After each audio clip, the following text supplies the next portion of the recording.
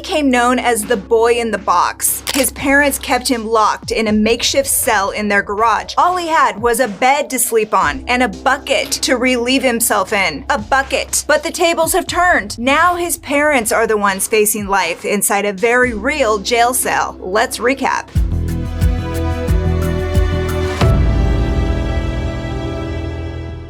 In the United States, the average prison cell is a 6x8 rectangle. All prisoners get a bed, a toilet, and a sink. Some are lucky enough to have a desk, maybe even a bookshelf. Now, for adults, it's hard to imagine living in these conditions. But imagine you're a child, a 14-year-old kid from Vietnam who thought you were getting a new start in America. But instead of being embraced by a loving adopted family like you were promised, you're confined to an 8x8 box, a hair larger than the average American prison cell. Your captors locked you in from the outside. There are no windows or light switches. Air conditioning, that's a dream, even in the sticky Florida weather. So your new life in America is marred by abuse and misunderstanding, and no matter how loud you scream, nobody's coming to help you. This was the true heartbreaking reality for a boy living in Jupiter, Florida. Because he was a minor when his story broke, his name was not released to the public, so we're just going to call him the boy throughout this story. So his adoptive parents, Tracy and Timothy Ferriter, were accused of aggravated child abuse and false imprisonment. They forced the boy to live in an 8x8 box they had custom built in their garage. He went in when he was around 9. He escaped for good 5 years later. But how did things get this way? Our story begins on January 28th, 2022, when Tracy Ferriter reported her son missing. The family lived in Jupiter, Florida. It's a town of about 60,000 people, roughly 84 miles north of Miami. Well, when her son wasn't locked in his box, he was attending school at Independence Middle. But on January 28th, he never came home. So police arrived at the Ferriter's house to look for clues about the missing boy. They lived in this pretty nice, sprawling $750,000 home,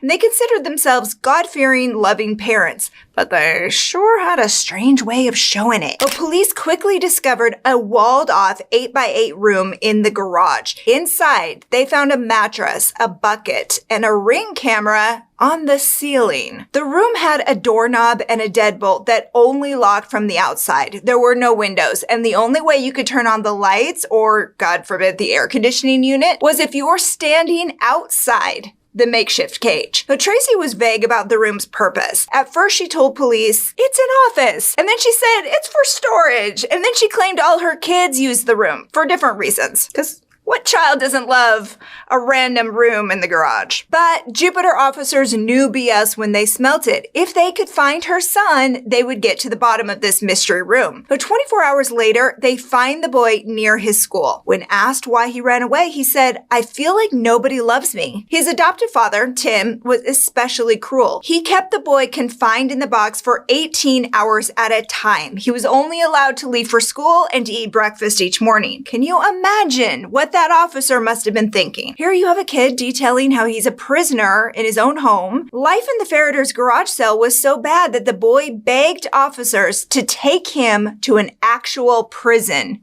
because it was better than returning to the hell he just escaped. To confirm his story, officers brought the boy home and they asked to see his bedroom. But instead of being led upstairs to a typical kid's room, he led them to the 8x8 box in the garage. Well, Tim and Tracy were arrested in February 2022. Other than the boy, they had 3 other children. One was a teenage girl adopted from China, and the youngest was 2 years old. All 4 were taken into protective custody. As it turns out, Jupiter police already knew about this strange box in the Ferriter's garage. So around Christmas in 2021, Tim hired a private contractor to build the structure. See, the family had just moved back to Florida after living in Arizona. So Tim paid the contractor $3,000 to build the room in under 48 hours. He called it an office, but this office had some pretty strange specs. According to the contractor, Tim wanted an 8x8 foot room with no windows. He wanted the room to have its own ceiling with a hole near the top to install a camera. Dude, where do you work? OnlyFans? The contractor thought that Tim's request was creepy. It sounded more like a cage than an office, but it was his home, his money. If that's what he wants, fine, the contractor would build it. But when Tim asked him to reverse the doorknob so it locked from the outside, the contractor's alarm finally completely flipped. Because there's only one reason you install a lock on the outside, am I right? That's to keep someone inside. So the contractor told the police about Tim's cage. Because he hadn't committed any crimes, there was nothing they could do. Now that all changed when the boy ran away from home and Jupiter police learned that he was the prisoner inside the cage. So after arresting the parents, Jupiter police went down the Ferriter rabbit hole. Apparently this wasn't the first in-home prison they'd built for their son. It was the third. See, the Ferriters had already lived in Jupiter once before. When they were getting ready to move west years earlier, they advertised the home as having a bonus room in the garage. Now, according to the current owner, there was a child-sized bed and other furnishings inside this bonus room when he toured the property. After buying it, he tore the room down because it only locked from the outside, and frankly, he just thought it was super duper creepy. So after selling their first Jupiter home, the Ferriters moved to a large ranch in Tucson, Arizona.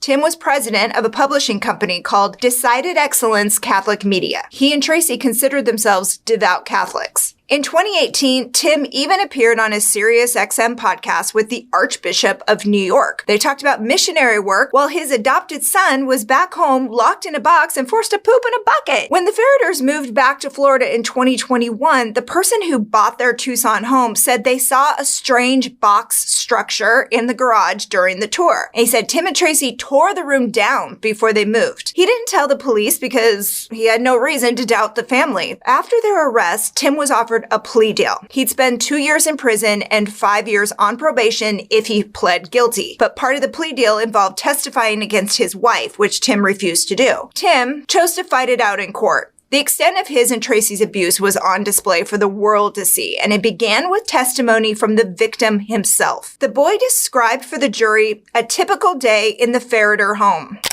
These little 16 by 16 inch mats of carpet to put down on the floor, so it wasn't so hard. Okay, so it had a concrete floor, but on top there was a carpet laid on top of it. Yes. What kind of furniture did you have in that room? I had a desk and a bed. Did the bed have a bed frame, or what was it like? The bed had no frame, had no box spring. It was just a mattress on the floor.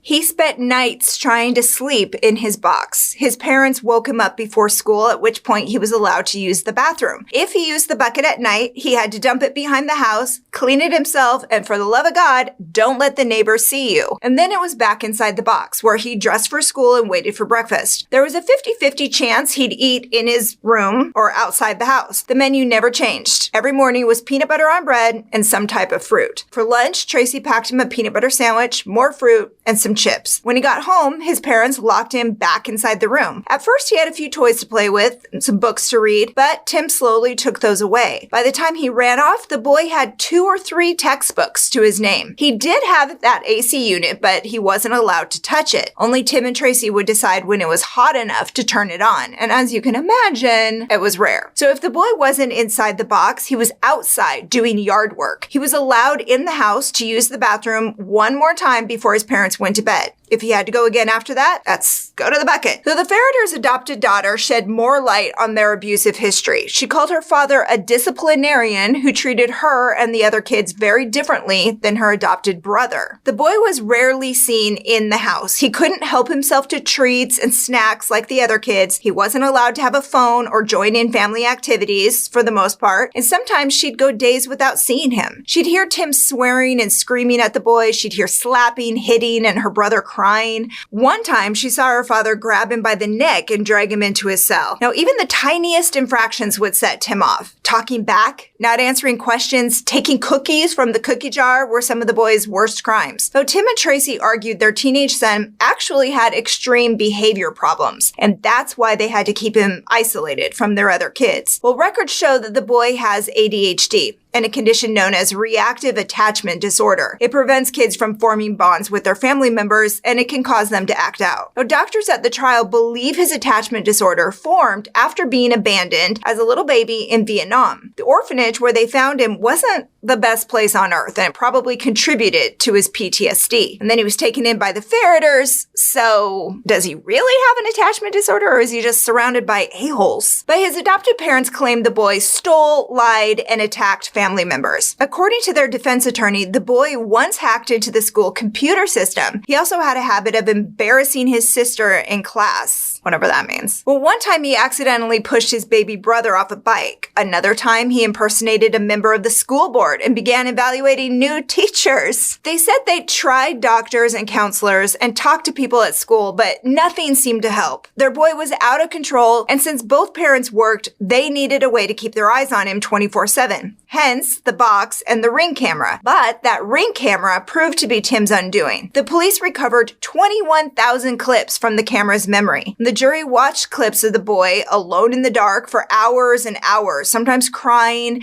other times he would talk to himself or scream. The most incriminating evidence was the hours of footage between Tim and his teenage son. The only people who've seen those clips are those in the courtroom when the prosecution played them. But that said, the audio is enough to tell that Tim Ferriter is a real dick.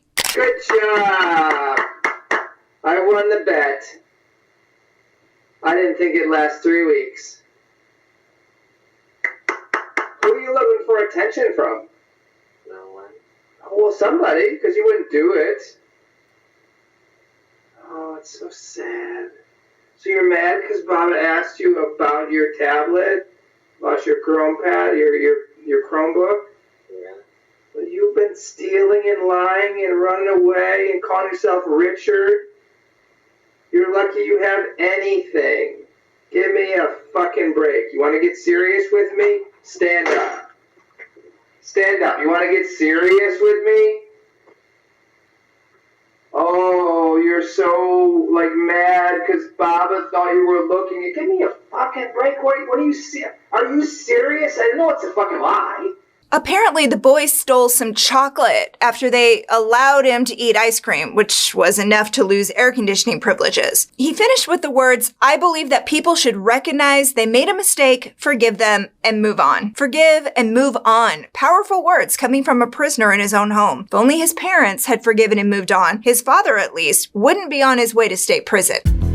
And that's your recap. Thanks for hanging out with us today. If you like getting all the crime in half the time, go ahead and tap that subscribe button and the bell so you never miss a story. We're here Wednesdays, Saturdays, and Sundays, but don't go away. Catch up on more recaps right here, right now. Until next time, take care.